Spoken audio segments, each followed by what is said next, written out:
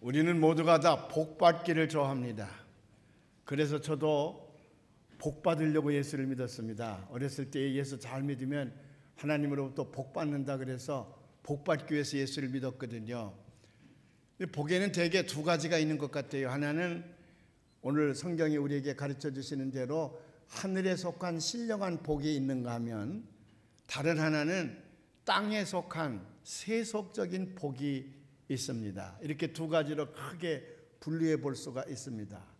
하늘에 속한 신령한 복, 땅에 속한 세속의 복. 우리 따라서 해봐요. 하늘에 속한 신령한 복, 땅에 속한 세속의 복. 예, 이렇게 두 가지로 구분해 볼 수가 있는데, 이렇게 따라서 하라는 말은 마음속에 새기기도 해야 되지만 졸지 말라고 제가 이제 주의를 집중시키는 거예요. 그런데도 입 딱 다물고 있는 사람은 왜 그러는지 잘 모르겠어요. 예, 자, 그러면 하늘에 속한 신령한 복은 뭐고 땅에 속한 세속적인 복은 무엇일까? 우리가 그걸 한번 살펴보고 오늘 은혜를 받고 결단을 하려고 그럽니다. 먼저 땅에 속한 세속적인 복은 어떤 것들이 있을까? 뭐 많지요. 오늘 우리 할렐루야 성가대가 찬양을 하는데 나는 어느 방송국의 합창단인 줄 알았네. 아, 얼마나 잘하는지 참 잘했어요. 마지막에 아주 그런 걸 더블 폴테라 그러나 그렇게 세게, 나도 많이 유식하지요. 그런 걸 보면 그렇게 세게 쫙 나가는데 아주 내 마음이 후련한, 하나님이 기뻐하실 줄로 믿습니다. 또 그 남자 누군가 장가 안 가는지 모르지만 하여간에 남자 그 사람 목소리가 너무 부러워요. 이렇게 노래 잘하는 걸 보면 나도 한번 노래 잘해봤으면, 그래서 수천 명 앞에서 유승범 집사님처럼 한번 노래하고 박수갈채를 받아봤으면, 그런 욕망이 생기거든요. 노래 잘하는 복을 좀 받을 수 없을까, 그런 마음이 생긴다고 가끔요. 또 이제 8월이 되면 올림픽이 열리잖아요. 그 100m 하나 달려가지고 세계를 제패하면 그 이름이 대단하잖아요. 나도 한번 달려봤으면, 나도 똑같이 그 사람 가지고 있는 거 다 가지고 있는데 그 사람 뛸 때 나도 뛰면 하나님께서 복만 주신다 그러면 나도 그렇게 달릴 수가 있을 것 같은데, 또 장미란처럼 세계를 들어올릴 수도 있었을 텐데, 이렇게 또 운동 잘하는 사람들 보면 그거 하고 싶어요. 그런 복을 좀 받고 싶어요.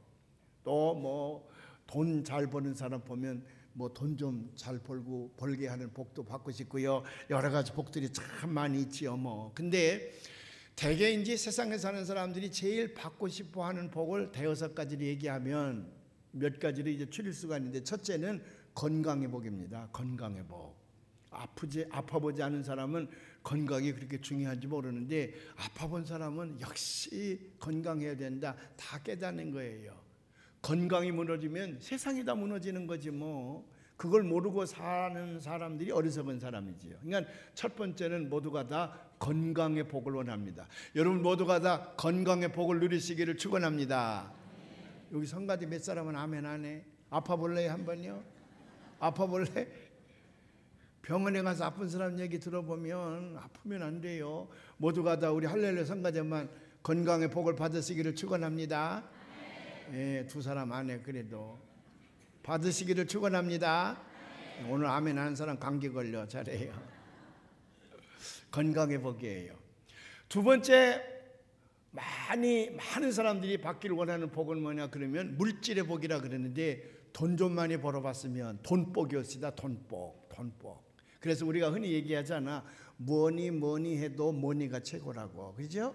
뭐니 그래도 뭐니가 돈이 최고라고 말이죠. 그래서 사람들의 관심 속에 제일 많은 비중을 차지하는 게 돈이랍니다. 돈만 있으면 모든 게 다 해결되는 거예요. 그래서 유전무죄, 무전유죄 그러잖아요. 그죠? 돈만 있으면 이 변호사들 말이에요. 난 어렸을 때에 변호사, 판사, 검사가 이 땅에서 제일 의로운 사람들인 줄 알았어요. 왜냐하면 법을 집행하는, 법을 판단하는 사람들이잖아요.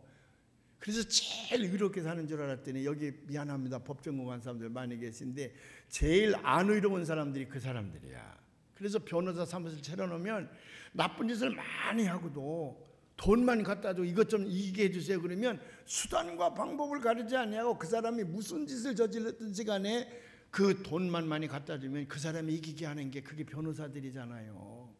또 판사, 검사들이 이게 권력에 또 얼마나 약합니까? 권력이 신이라고 할 만큼 약한 걸 보면 차라리 농사 짓는 사람이 의로운 사람이지, 저 법복을 입고 있는 사람들은 참 안 의로운 사람들이야. 안 의로운 사람들. 그래도 어떡하겠어, 세상이 돈이 최고인 걸. 그래서 많은 사람들이 돈 좀 많이 벌어봤으면 돈 버는 복을 받기를 원해요. 1968년도에 미국이 이민법이 제정이 되고 공포가 됩니다. 그래서 이제 합법적으로 전 세계 사람들이 미국에 이제 이민으로 오게 되는데 1순위, 2순위, 3순위, 4순위, 5순위, 6순위 만들어 놓고 이제 이민들이 몰려오게 되는데 우리나라 사람들이 엄청나게 왔어요. 특별히 1970년대 말부터 80년대 초까지 제가 그때 미국에 있을 때인데 쏟아져 들어온다. 한국 사람들이 쏟아져 들어온다. 특별히 남자들보다도 여자들, 딸들이 거기 하나만 가 있으면 땅콩 위에 땅콩을 캐봤어야 설명이 되지. 여름에 땅콩설이라는 게 있습니다. 절대로 그런 거 하라는 말은 아니지만은 내과에 가면 그 모래밭에 땅콩이 심겨져 있는데요.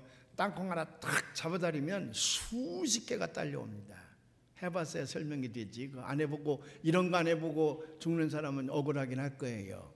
땅콩 끌려오듯이, 땅콩 끌려오듯이 얼마나 많은 사람들이 왔는지 몰라요. 그래서 아들을 둔 사람들은 외롭게도 오는 사람이 별로 없어요. 근데 딸 가진 사람들은 비행기 타고 다 오는 거야. 근데 딸 둬야 비행기 탄단 말 있잖아요. 아들 둬봐도 소용없어요. 소용없어요. 아들 지금 가지고 있는 사람들 뭐 대단히 기뻐하는데 나중에 이제 후회할 날이 올 겁니다. 이 딸만이 난 사람이 하나님 축복이에요. 이 두 가지 면에서 축복이야. 왜? 딸 낳았으니까 자꾸 아들 낳으려고 내리나니까 아이들 많이 생겨서 축복이고, 또 그 딸들이 나중에 잘할 거니까 축복이에요. 예. 그래서 딸들이 부모 형제 자매들 많이 데리고 들어오는데 이 사람들이 기가 살았었습니다. 왜? 그때까지만 해도 한국 사회는 지금도 마찬가지지만 열심히 일한다고 돈 많이 버는 게 한국 사회가 아니에요. 쇠 빠지게, 이게 미안해 이런 말 써서, 쇠가 뭐지요? 하여간 뭐가 빠지는지 잘 모르지만 쇠 빠지게 일을 해도 한국은 목근육이 풀칠하기도 어려워. 이 한국 사회가 그래요. 돈 잘 버는 재벌들은 돈 어떻게 잘 버는지 모르지만 서민들은요 죽어라 그래도 밤낮 그턱이야. 이게 전세금 모아가지고 집 좀 한번 살려고 그냥 쇠 빠지게 일을 하면 그래 조금 돈을 벌만하면 홀딱 전세금이 올라가고요. 이게 평생 전세에서 벗어나지 못하는 게 한국 사회거든 이게. 근데 미국에 딱 들어와 보니까 일하는 대로 돈이 벌리잖아요. 1시간 일하면 1시간, 2시간 일하면 2시간, 뭐 공장이든지 건설 현장 어디든지 가서 일만 하면 돈이 벌리는 거라. 신바람이 나는 거예요. 가게를 열어, 뭐 배추 가게를 연다든지 무 가게를 연다든지 뭐 식당을 연다, 세탁소를 연다 그러면 열고 일한 만큼 돈이 들어오는 거야. 너무 신바람이 나는 거예요. 그러다 보니까 하루에 8시간만 일하고 좀 쉬고 그래야 되는데 그냥 12시간, 14시간, 18시간 막 일하는 거예요. 그래 이제 저희들이 가서 이렇게 일하지 말라. 좀 쉬어가며 해야 되고 주일날이면 문 닫고 와서 예배도 드리고 그러라 그래도 그 사람들이 곧잘 얘기하는 게 뭔지 아십니까? 돈은 벌릴 때 벌어야 된대. 돈은 벌릴 때 벌어야지 그렇지 않으면 큰일 난다는 거예요. 그거 뭐 정신없이 벌어요. 그게 답답하니까 제가 물어보는 거예요. 왜 돈 벌어요? 왜 돈 벌어요? 그렇게 물어보면 첫 번째 답이 뭔지 아십니까? 자식들 공부시키려고 한다는 거야. 그래서 한번 내가 못한 거 자식들에게 한번 하게 하기 위해서 자식들 공부시키려고 이렇게 돈을 번다는 거예요. 그 돈을 다 벌고 나서 자식을 공부시키려니까 이놈이 다 커버리고 말았어. 그래서 너무 늦은 거야 이게. 또 돈을 벌면서 자식들에게 돈을 많이 줬지 이제. 근데 그 자식들이 삐딱하게 나간 거야 이게.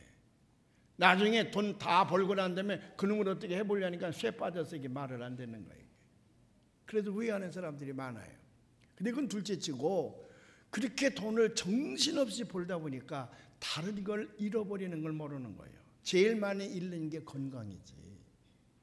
그래 미국에 와서 오버타임 하다가 그냥 나이도 오버돼가지고 죽은 사람들 많아요. 그냥 50밖에 안 되는데 그냥 100살 넘은 것처럼 이렇게 폭삭 늙어가지고 병들어 죽은 사람들이 얼마나 많은지 몰라요. 안타깝게 죽는 사람들이 많아. 또는 범죄인들이 타겟이 돼가지고 한국 사람 열심히 해서 돈 많이 벌어가지고 몸에 돈 지고 다닌다 그래서 범죄인들이 타겟이 돼가지고 그래서 목숨을 잃는 사람들도 많고요. 제가 늘 기억에 나는 부부 가끔 여러분들에게 얘기를 하잖아요. 이 송씨인데 송씨, 응? 한국에서 집사 직분까지 받았다는데 송 집사님이라는 분인데 다른 데 가서 싹들이 얘기하지 말아요. 이분이 이제 편의점, 여기로 말하면 편의점, 거기서는 이제 컨베니언스 스토어라 그러는데 이걸 운영하는데 말이죠. 그냥 교회도 집사라는데 예배당도 안 나오는 거야. 밤낮 예배당 나오라 그러면 돈은 벌릴 때 벌어야 되는데 주말에 더 많이 벌린다는 거야. 주말이 토요일날 주일날이 돈을 더 많이 버니 어떻게 교회를 가냐는 거예요. 일단 좀 벌어놓고 간다는 거야. 벌어놓고. 근데 흑인 아이 16살인가 흑인 아이가 미국 아이들은 16살부터 다 크거든요. 이 아이가 들어와서 맥주 이렇게 6개 한 묶음으로 묶은 거 그걸 가지고 이 아이가 그걸 훔쳐가지고 달아나는 거라. 그게 밤잠을 안 자면서 지금 돈을 버는데 아니 맥주 6캔이죠. 이거 한 끄레미를 훔쳐가지고 가는데 눈에 불이 확 나지. 내가 이렇게 열심히 일해서 돈 벌려고 하는데 맥주 훔쳐가니까 부부가 쫓아갔어. 바깥에다 차를 대고 있었는데요. 아이들이 차를 탁 타니까 차 문을 잡고서 그냥 두 부부가 못 간다 내놔라. 그런 거 안에서 빵빵. 이 부부가 거기서 다 죽었어요. 우리가 이제 장례식에 참석을 했는데 맥주 6병하고 목숨을 바꾼다. 물론 그 상황을 보면 누구든지 그렇게 할 겁니다. 그 맥주 6병이라는 그 가치보다는 내 물건을 훔쳐간다고 하는 것이 이제 더 나를 흥분시키니까 그걸 이제 뺏고 싶은 마음이 있었겠지, 당사자에게는. 그러나 객관적인 입장에서 보면 맥주 6병 때문에 자기 목숨을 건다? 사람들이 때때로 이 판단이 제대로 안 될 때가 있어요. 안 될 때가 있어요.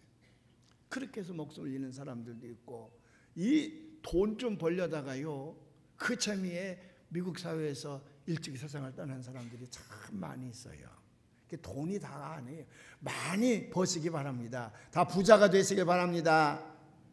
아멘 하네. 다 부자 되시길 바랍니다. 그러나 바른 길에서 여러분들이 꼭 부자가 되시길 바랍니다.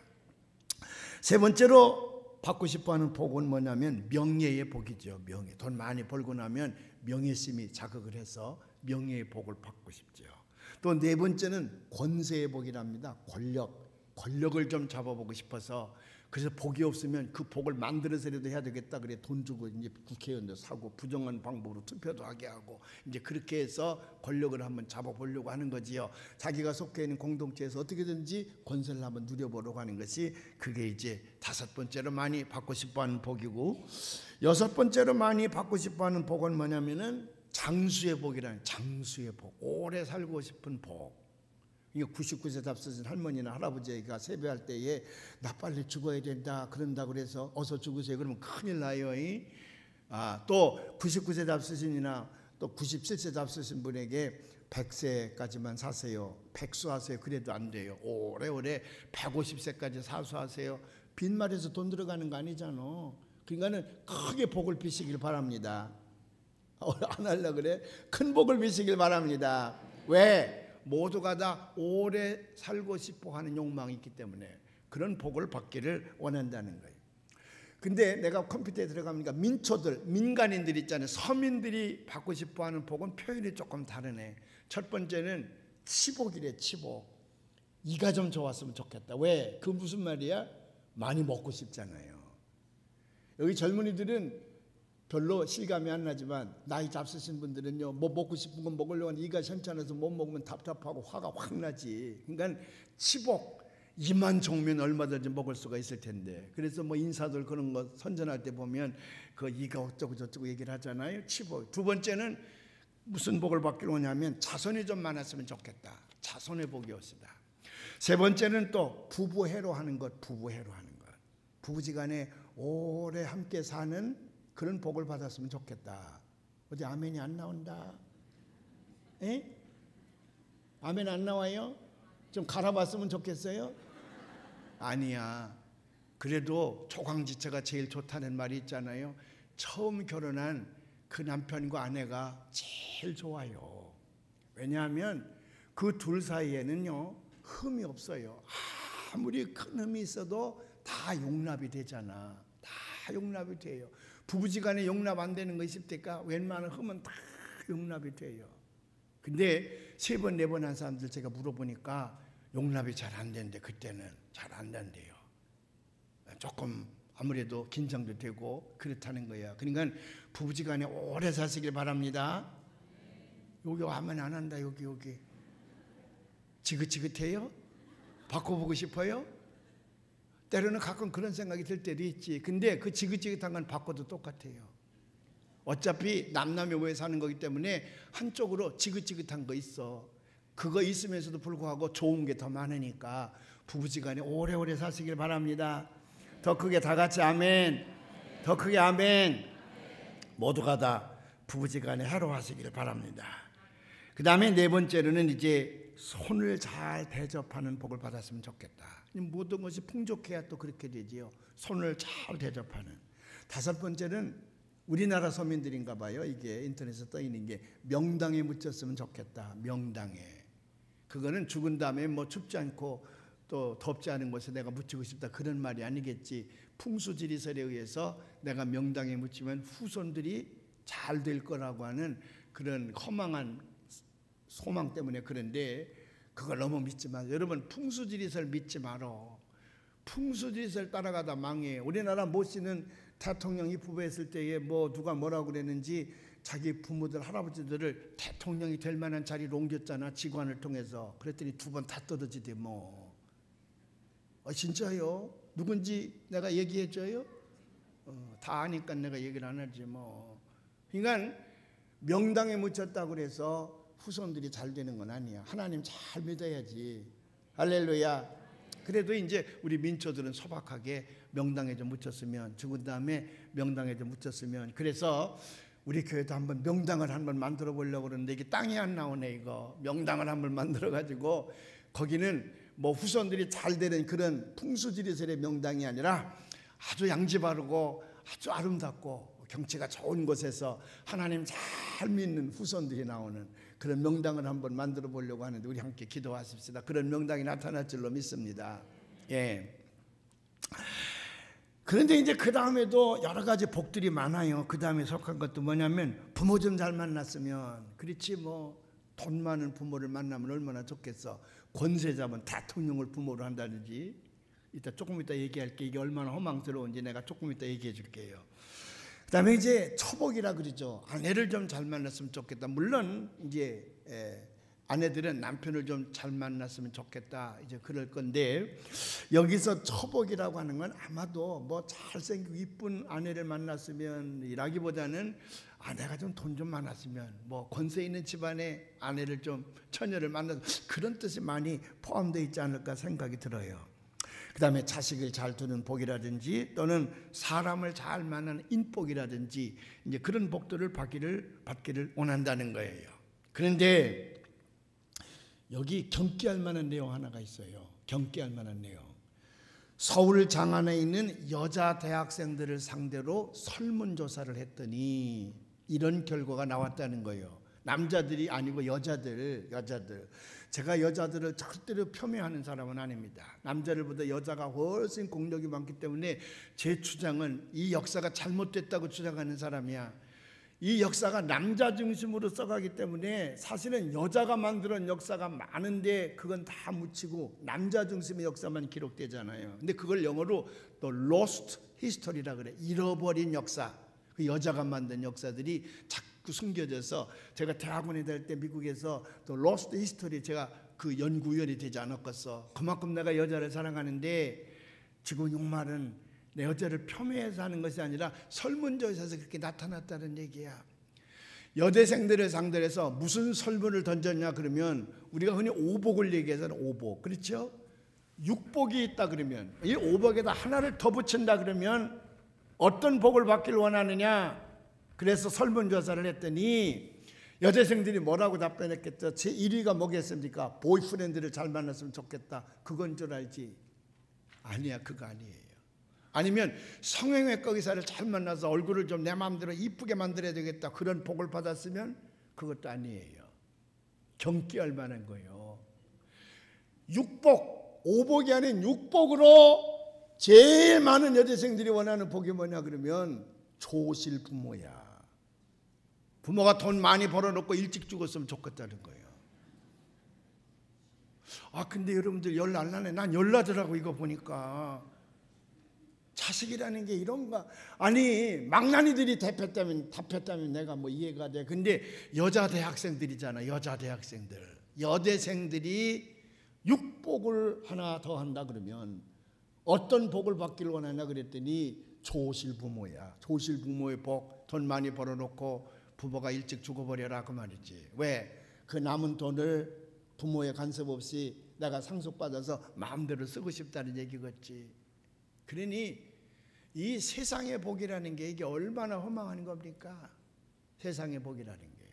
그런데 하늘에 속한 신령한 복은 뭐냐? 하늘에 속한 신령한 복은 뭐냐? 오늘 우리 에베소서 1장 3절부터 14절에 몇 가지가 쭉 나와 있는데 그중에서 세 가지만 우리가 짚어보고 함께 은혜를 받고 우리 마음속에 결단하려고 하는 겁니다. 우리 3절의 말씀을 한번 읽어보십시다. 찬송하리로다 하나님 곧 우리 주 예수 그리스도의 아버지께서 그리스도 안에서 하늘에 속한 모든 신령한 복을 우리에게 주시되. 다음부터 이제 그 복에 대한 설명이 나오는 거거든요. 그리스도 안에서 하늘에 속한 신령한 복을 주시는데 이런 복이 있다. 이런 복을 받으라는 거거든요.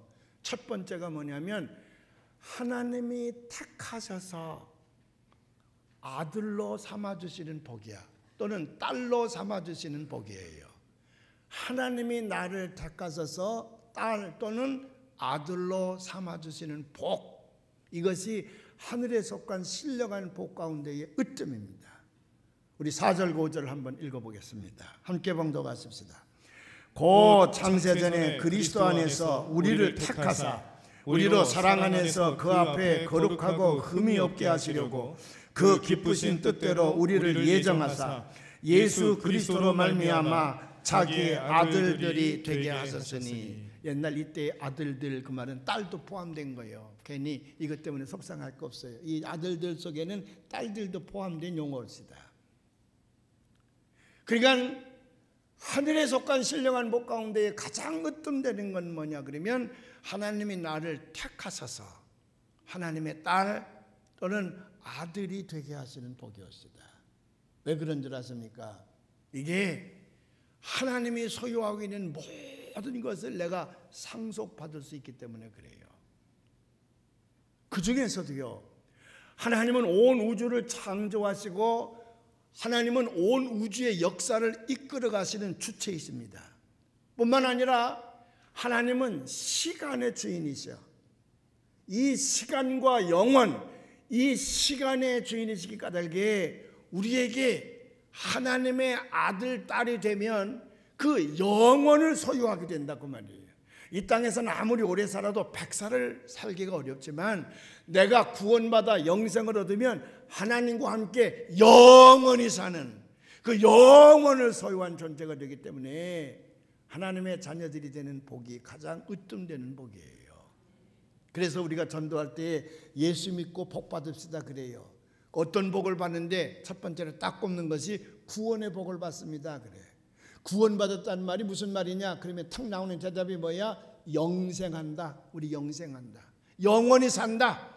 하나님께서 우리에게 영생을 주셔서 이 땅에서 우리가 짧은 시간을 마감하고 나면 저 천국에 가서 하나님과 더불어 영원히 산다는 거야. 죽음이 없는 곳에서 영원히 하나님과 더불어 산다 그 말이죠.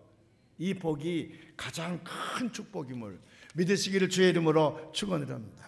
그래서 바울 선생님은 이것을 양자의 복이라 그래. 또 blessing of adoption. 우리 아답한다 그러잖아요. 아답한다. adoption이에요. 이 복이 여러분에게 있기를 주님의 이름으로 축원을 합니다. 양자. 이 양자에 대한 아주 기가 막힌 얘기 하나가 미국 잡지에 실려 있었는데, 이제 미국에는 술집이라는 게 있죠. 우리나라 술집하고는 조금 달라. 우리나라 술집 그런 건 그건 타락하는 곳이잖아요. 여자들이 거기 있고 뭐 춤을 추고 못된 짓 하고 하는 게 술집이잖아요. 근데 이 미국 사회에서의 술집, 서양 사회에서의 술집은 우리나라와 같은 그런 술집이 아니에요. 어떻게 보면 공회장과 같은 것인데 되게 서부 활극의 그 모습이 잘 나타나곤 합니다. 아까 2부 예배 때 물어보니까 그걸 빠뜬다라고 그런다는데 남자들은 대답을 못하는데 여자들이 금방 내 대답을 하더라고. 그 술집에 가면 이제 뒤에 술병이 쭉 있고 거기 이렇게 대가 이렇게 있잖아요. 그 바텐더들이 이 술 이렇게 만들어서 주는 곳 있잖아요. 거긴 대개 혼자 온 사람들이 가서 술을 이제 거기서 마시곤 하는, 옆에 있는 사람과 대담하는 장소입니다.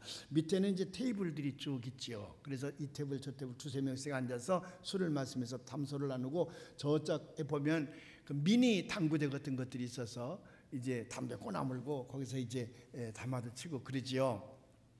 근데 그 마을에 사는 어떤 사람이 대개 미국 술집이라는 게 저녁 먹고 집에서 저녁 먹고 담소를 나누기 위해서 공회장처럼 가거든요. 동네마다 그런 것들이 많으니까.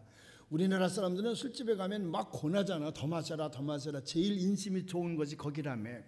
그래가지고 코가 삐뚤어지게 먹고서 그냥 자동차 타고 가다가 자꾸 사고 내고, 우리나라 술 풍토는 아주 나빠요. 근데 거기 가보면 그게 하나의 대화의 장소거든요. 남에게 절대로 술을 권하지 않습니다.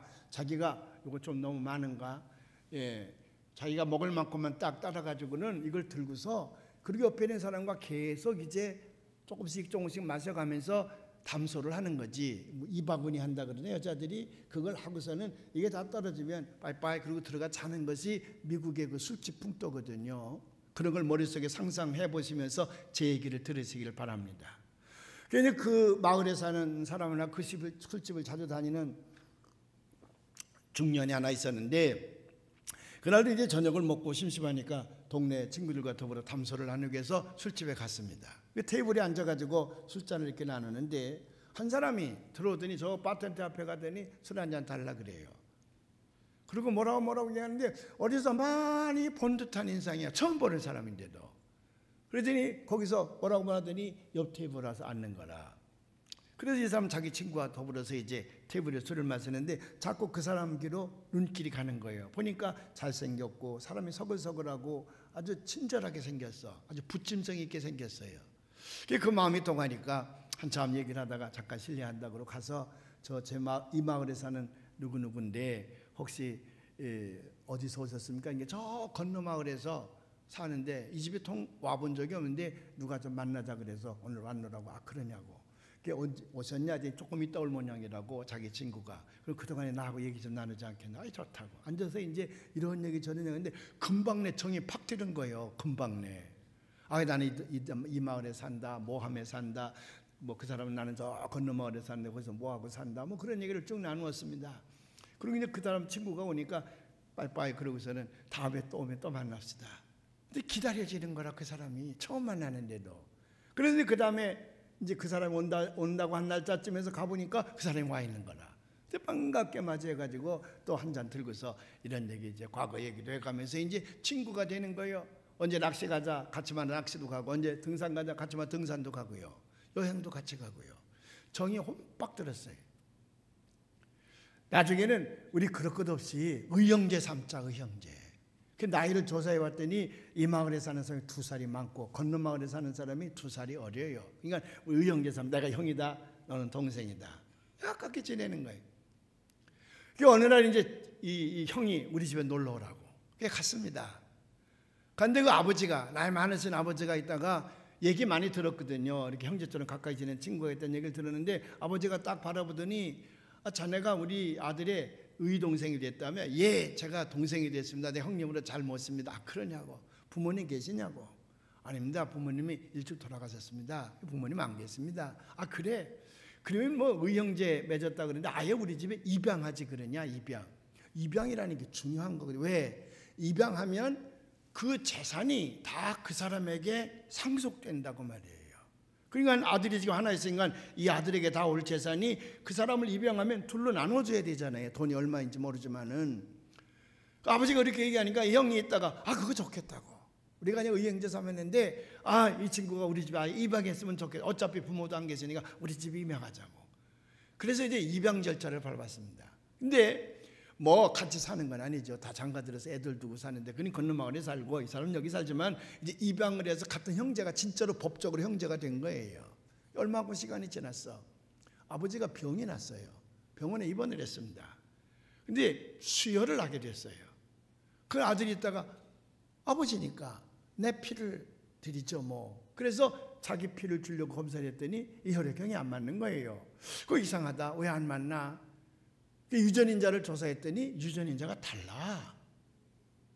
그러니까 이 아들이 얼마나 조심스러웠겠어. 혹시 엄마가 금방 생각이 들잖아요. 그죠? 엄마가 어떻게 된 건가? 이해가 안 가는 사람 오늘 사전 찾아봐요. 가서. 그래도 아버지에게 얘기하고 싶어서 가서 아버지, 제가 아버지 피를 못 드리게 됐어요. 피가 안 맞아요. 그러니까 아버지가 그래, 나도 안다. 내가 너를 입양했거든. 어렸을 때 입양했다는 사실을 밝히는 거예요. 그러니까 이 아들이 아빠 손을 붙잡고 그랬어요.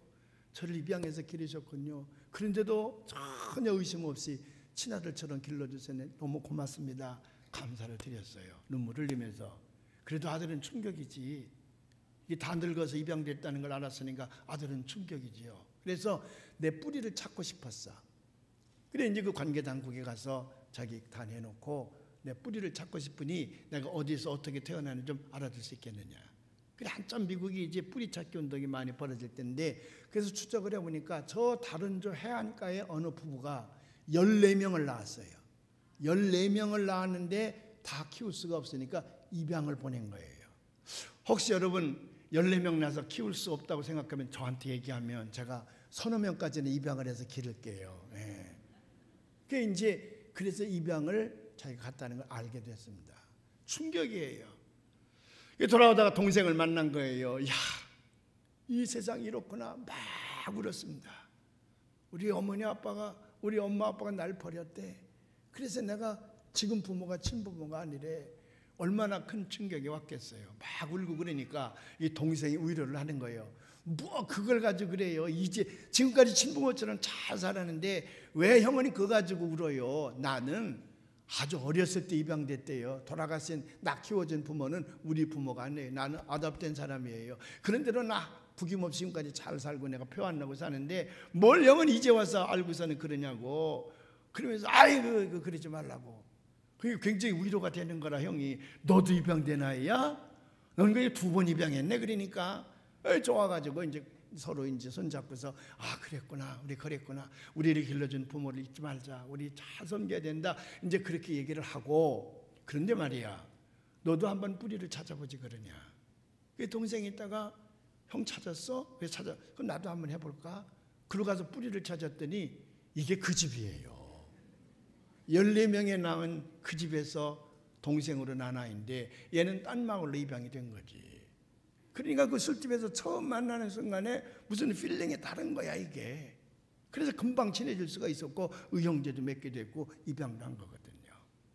그러니 그 사실을 난 두 사람은 이 얼마나 얄궂은 운명이야. 그래 붙들고서요, 우리가 그렇게 됐었구나. 얼마나 많이 울었겠어. 그들이 끌어안고 나눈 얘기가 뭔 줄 아십니까? 헤어지지 말자. 우리 더 이상 헤어지지 말자. 그래서 두 사람이 양부로부터 받은 재산을 모아가지고 이제 사업을 하면서 우리 자식들도 가능하면 헤어지지 않게 하자. 그래서 이 두 사람이 좋은 가문을 양가를 모아가지고 성도 이제 섞어가면서 그러면서 만들었다는 얘기예요. 입양에 얽힌 그런 얘기입니다. 그런데 초등학교 4학년 다니는 어떤 아이가 학교에서 이제 돌아옵니다. 보통 때 같으면 엄마한테 팍 안기고 엄마 나 갔다 왔다 그러고 그럴 텐데 얘가 인사도 안 하고 자기 방으로 손살까지 들어가더니 문을 꽝 잠그고요. 이 아이가 방 안에서 울면서 나오지 않는 거예요. 엄마가 아무리 나오라 그래도 얘야 왜 그래? 무슨 일이 있어서 학교에서 맞았냐? 혼났냐? 뭐 시험 잘못 봤냐? 뭐 보이프렌드가 어떻게 해야 되냐? 별의별 다 해도 대답도 안 하고 울기만 하는 거라. 2시간 내지 3시간을 문 앞에 서서 엄마가 사정을 했답니다. 사춘기 때는 좀 예민해서 그럴 수도 있으니 엄마랑 얘기하자. 문을 열라. 그래도 2-3시간 동안 문을 열지 않더니 나중에 열었습니다. 엄마가 가서 왜 그러니? 그랬더니 아이가 했다는 말이, 엄마 나 입양했어?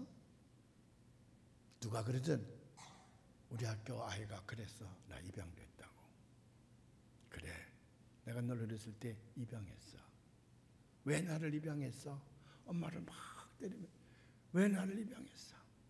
그래서 우리 아이들이 그러는데, 우리 반 아이들이 그러는데, 나는 법적으로 자식이기 때문에 진짜로 이 가정에서 나를 사랑하는 사람은 없고 이 가정은 다 친자식들을 사랑하고 나는 그냥 법적으로 데려왔기 때문에 법적으로 사랑하는 아이래. 진짜로 나를 사랑하는 사람은 엄마 아빠 언니들 가운데 없대. 나는 정말 외로운 사람인가 봐. 막 우는 거예요.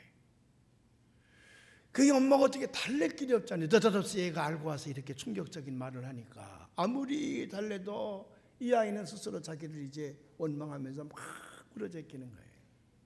그때 이 엄마가 하나님 앞에 기도했습니다. 어떻게 하면 좋은가? 그때 하나님이 지혜를 주신 거예요. 엄마가 그래 나하고 좀 얘기 좀 하자. 내가 너 어렸을 때 물론 입양했다. 그런데 너희들 반 학생들과 네 생각은 틀렸어. 왜냐하면 내가 내 친자식들을 더 사랑하고 너를 덜 사랑하는 것 같지만 아니다. 내 친자식들은 내가 원해서 가진 아이들이 아니야. 그냥 하나님께서 주셨어. 우리가 아빠랑 교회에 살다 보니까 하나님께서 그 아이를 주셔서 나는 선택 없이 그냥 그 아이를 낳아서 지금까지 기르고 있었고 너는 달라. 너는 내가 입양할 때 고아원에 갔더니 내 또래들이 수십 명이 있더라. 내가 다 본 다음에 내가 눈에 띄었어. 너를 처음 보는 순간에 사랑이 싹 텄어. 그래서 너를 택해서 우리 집안에 데려왔어. 다른 내 자식들은 그냥 난 아이들이지만 내가 사랑해서 난 아이들이라 그냥 난 아이들이지만 너는 내가 사랑해서 너를 택해서 데리고 왔어. 그래서 너를 얼마나 사랑한 줄 아니? 정말로 내가 낳은 자식보다 너에 대한 사랑은 달라. 내가 너를 정말 사랑한단다. 정말이야. 내가 죽을 때까지 너를 사랑하려고 그래. 그때서 이 아이가요 엄마 품에 안기 위해서 엄마 고마워. 엄마 고마워. 그렇게 나를 사랑했었어. 그 많은 고아원 아이들 가운데에 그렇게 내가 사랑스러워서 나를 택했단 말이지. 나 택해줘서 고마워. 엄마 고마워. 그래서 이 아이가 엄마 품에 안겨서 그렇게 감사의 눈물을 흘리며 고마워했다는 얘기거든요. 우리가 하나님의 자녀가 됐다는 말이 그 말이에요. 우리가 하나님의 양자의 영에 의해서 하나님의 딸 하나님의 아들이 되었는데 그냥 되어진 것이 아니야. 바이올로지컬이라고 그래. 바이올로지컬 선, 바이올로지컬 도러, 이게 바이올로지컬 칠드런인데 그냥 결혼해서 낳은 아이들이 아니라 하나님이 수십억의 인구 가운데에 특별히 나를 사랑하셔서 나를 택하신 줄로 믿습니다. 그래서 나를 하나님의 딸, 하나님의 아들로 삼으신 거예요. 그러니 얼마나 감사한 일입니까? 나는 특별한 존재예요. 창세기 12장에 아브라함을 택했습니다. 내가 너를 복의 근원이 되게 하겠다. 내가 너를 택하여 복의 근원이 되게 하겠다. 여기서 제일 중요한 건 뭐냐면 하나님의 그 많은 사람들 가운데 아브라함을 택하셨다는 거거든. 그래서 하나님의 아들로 삼으셨다는 거거든요. 오늘 여기 바울이 내가 너를 택하여 하나님의 아들이 되게 하였다는 그 말을 설명하게 될 때에 바울이 하나님의 이 말씀을 어떻게 해석을 합니까? 창세전에 이미 하나님께서 너를 딸 또는 아들로 삼으시기 위하여 계획을 세우셔서 너를 낳게 하시고 너를 하나님의 자녀가 되게 했다는 거거든. 창세전에 내가 만들어지기 전에 이미 하나님께서는 나를 이 세상에 보내셔서 하나님의 아들 하나님의 딸로 삼으시기 위하여 계획하셨다는 거거든요. 여러분 이 말씀을 들으면 흥분되지 않습니까? 세상을 살면서 이거보다 더 흥분되는 일이 어디 있어? 이거보다 더 감사한 일이 어디 있어요? 그런 특권이 여러분에게 있다는 사실을 여러분 꼭 기억하시기를 주님의 이름으로 축원을 합니다. 두 번째는 뭐냐 그러면 내가 그렇게 하나님의 자녀가 되고 나면 하나님께서 우리에게 속량, 다시 말하면 우리의 죄가 용서되어지는 복이에요. 왜? 우리가 하나님의 자녀가 되려면 우리가 흠없고 거룩한 존재가 되어야 되기까지 하나님께서 우리의 모든 죄를 용서해 주신다. 죄사함의 축복, 이것이 신령한 하늘의 복 가운데의 가장 중요한 복 중에 하나입니다. 하나님이 선택하셔서 하나님의 자녀로 삼기로 한 사람들은 예수를 믿게 된다 그 말이죠. 사도행전 우리가 13장 48절의 말씀인데 한번 다 같이 봉독해 보려고 합니다. 이방인들이 듣고 기뻐하여 하나님의 말씀을 찬송하며 영생을 주시기로 작정된 자는 다 믿더라. 믿고 나면 어떻게 되느냐? 7절에 나와 있는 말씀인데 봉독해 보십시다. 우리는 그리스도 안에서 그의 은혜의 풍성함을 따라 그의 피로 말미암아 속량 곧 제사함을 받았느니라. 아멘. 우리가 제사함을 받았어. 왜? 우리를 거룩하고 흠이 없게 하시려고. 4절에서 말씀하시잖아요. 다 같이 기쁜 마음으로 봉독해 보십시다. 곧 창세전에 그리스도 안에서 우리를 택하사 우리로 사랑 안에서 그 앞에 거룩하고 흠이 없게 하시려고 우리에게 택하셔서 하나님의 아들이 되게 하셨다. 이 축복이 이것이 하늘에 속한 신령한 복 가운데의 큰 복인 줄로 믿으시길 바랍니다. 세 번째로는 이 세상 사는 동안에 하나님의 자녀답게 지혜와 총명의 복을 넘치도록 주신다 그랬어. 우리 말씀 봉독해 봐요. 8절에 있는 말씀인데 시작. 이는 그가 모든 지혜와 총명을 우리에게 넘치게 하시사. All wisdom, 지혜와 understanding. 이거 우리가 이해란 말로 많이 합니다만은 이거 총명이라는 말. 총명. 이거 understanding 이해인데 이게 총명 뭘 의미하고 있습니까? 무슨 뜻을 담고 있습니까? 이 세상의 모든 것을 다 이해하고 받아들일 수 있는 넓은 지혜예요. 이거 하나님이 주시는 이 지혜와 총명만 가지고 있으면 우리 마음 가운데에 기쁨과 평안이 넘쳐나요. 세상에 줄 수 없는 평안이 넘쳐나는 거예요. 왜? 다 이해가 되거든. 우리가 이해가 안 되니까 분노하고 이해가 안 되니까 불안하고 이해가 안 되니까 우리가 걱정도 하고 뭐 여러 가지 실망도 하지요. 그러나 하늘에 속한 지혜와 총명함을 갖게 된다 그러면 모든 것들이 다 이해가 되니까 우리 마음에 기쁨과 평안이 넘쳐난다고 말해요. 마지막 네 번째로 어떤 신령한 복을 받나 그러면 하나님의 모든 것을 유산으로 상속받는 축복이죠. 하나님의 모든 것을요. 우주의 창조자이시여 우주를 이끌어가신 역사의 주체자이시여 시간을 관할하시는 하나님의 가족에 있는 모든 것을 우리가 상속받는 상속자가 되는 겁니다. 세상의 것들은 아무것도 아니지. 까짓 거 기껏다고 자식 새끼 길러놓고 태하게 보냈더니 6가지 복 중에서 마지막 복은 뭐냐 그랬더니 아빠 엄마가 돈 많이 벌어놓고 일찍 죽었으면 좋겠다고 하는 게 세상의 복인데 하나님의 복은 그게 아니에요. 영원한 거예요. 미국의 어느 형무소에 사형수들이 갇혀 있는데 어떤 사형수에게 편지가 한 통 도착을 합니다. 그 편지 내용을 제가 번역을 했습니다. 그 편지 내용은 이렇게 되어 있습니다. 아마 당신이 나로부터 편지를 받고 매우 놀랄 것입니다. 그러나 내가 당신에게 꼭 부탁하고 싶은 것은 그 놀란 가슴을 안고 편지를 끝까지 읽어달라는 부탁입니다. 중간에 그만두지 말고 끝까지 읽어보라는 얘기죠. 나는 당신이 죽인 사람의 아버지입니다.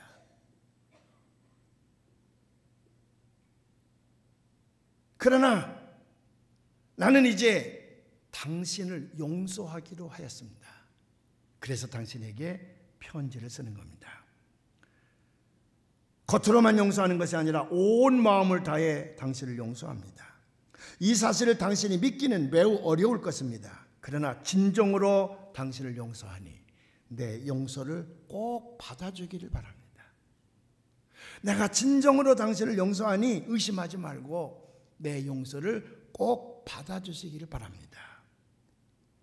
받아주시기만 하면 이것보다 더 많은 일들이 당신 앞에 놓여 있습니다.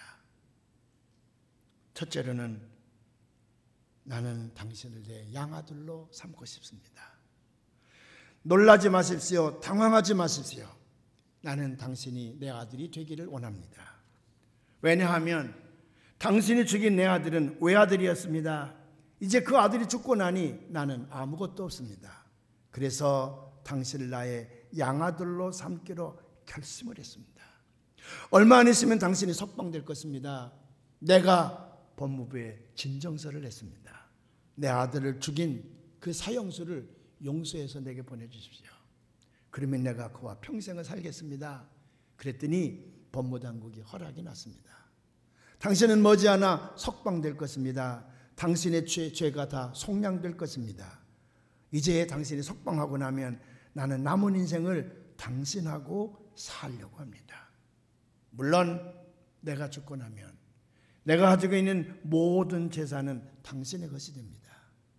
당신은 내 아들로 입양되니 모든 재산은 당신의 것이 될 것입니다. 나는 당신에게 모든 재산을 상속하려고 합니다. 그러나 이것 하나는 분명히 아십시오. 당신이 감옥에서 석방된 후에 새 사람이 되어져서 완벽한 삶을 살 것이란 기대감이 있어서 당신을 양아들로 삼은 것도 아니고 당신에게 내 재산을 상속하는 것도 아닙니다.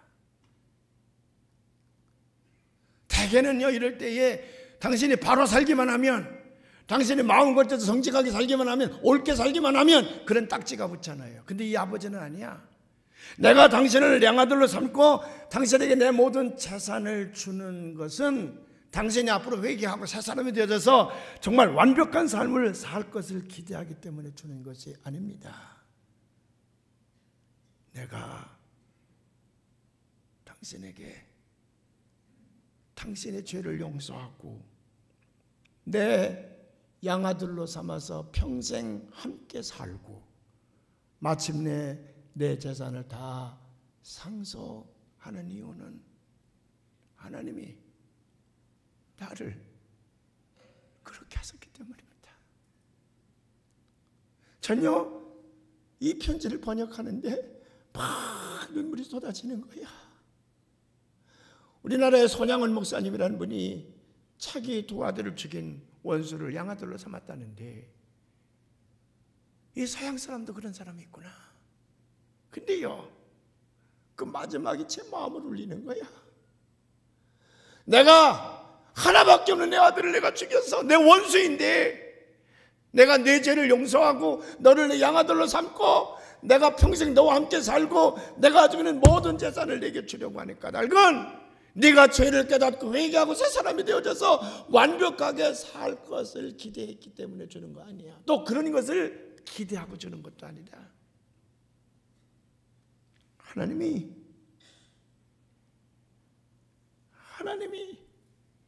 내게 그렇게 순전한 은혜를 베푸셨기 까닭에 나도 그렇게 할 뿐입니다.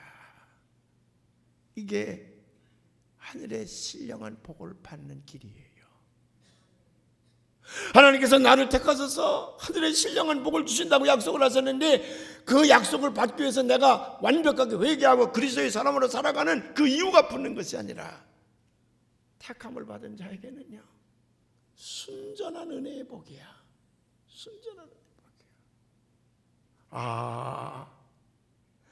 이 사형수가 내가 아닌가? 내가 지금 이렇게 하늘의 복을 누리고 사는 까닭은 내가 지금까지 하나님 보시기에 완벽한 삶을 살기 때문에 그런 것이 아니라 은혜였구나. 은혜였구나. 나 같은 죄인